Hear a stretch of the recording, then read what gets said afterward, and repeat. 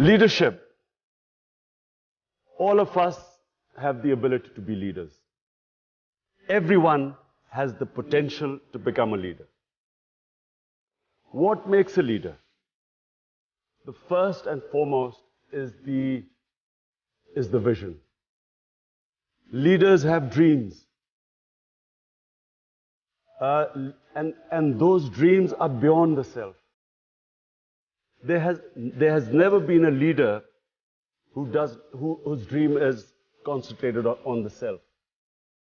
So my great inspiration is the great Iqbal. Iqbal, in my opinion, was probably the greatest Muslim philosopher in the last 500 years. And he came up with this concept of a leader. He used the symbol of Shaheen, the eagle. And why did the eagle soar above everyone else, which is what makes a leader? Because the Shaheen, the eagle, broke away the chains that keep us grounded. So what stops us from achieving this great God-given potential are the various chains that make us tread the trodden path.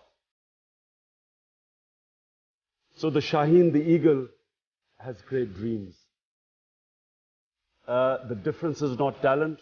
Difference is not education. Difference is that a leader dreams what others are scared to dream of. Dream the impossible.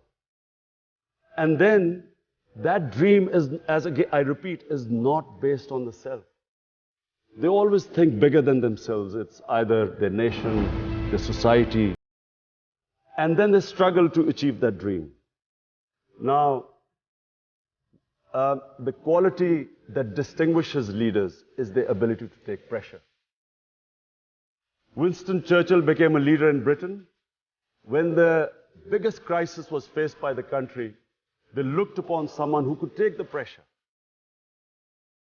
How do you take pressure? When you struggle. When you struggle and when you have setbacks, you pick yourself up, you resume your struggle. It's eventually you get stronger. Each time you pick yourself up, you get stronger. So number one is the vision.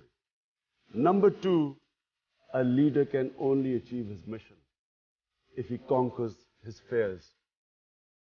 The biggest impediment in the way of people achieving their mission is that they get scared. They get scared of humiliation, failure. A lot of people don't attempt things because they're scared that people will laugh at them. People get scared because they're scared they'll lose their livelihood.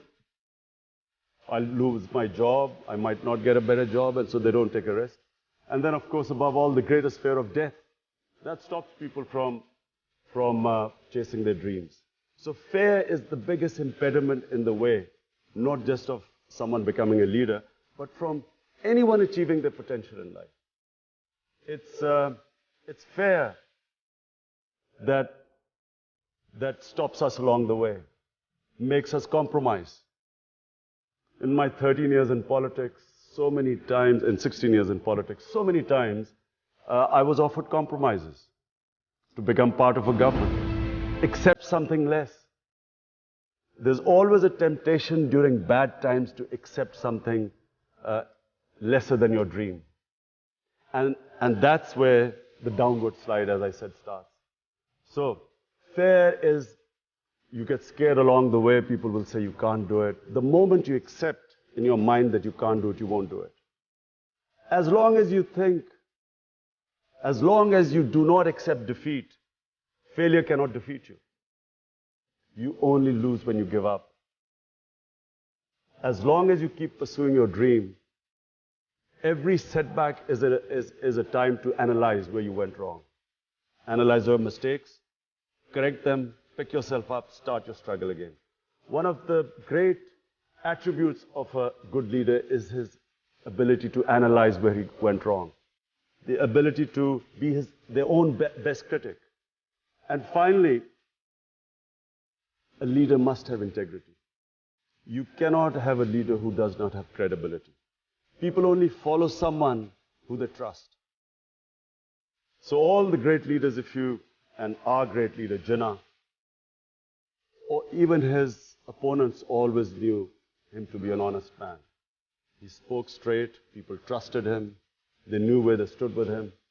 Of course, that was also the greatest, our prophet, peace be upon him, was called the honest one, the truthful one, Al-Amin. A leader cannot not be credible. You can't be a leader if you do not have credibility. So credibility is one of the biggest reasons why people follow you.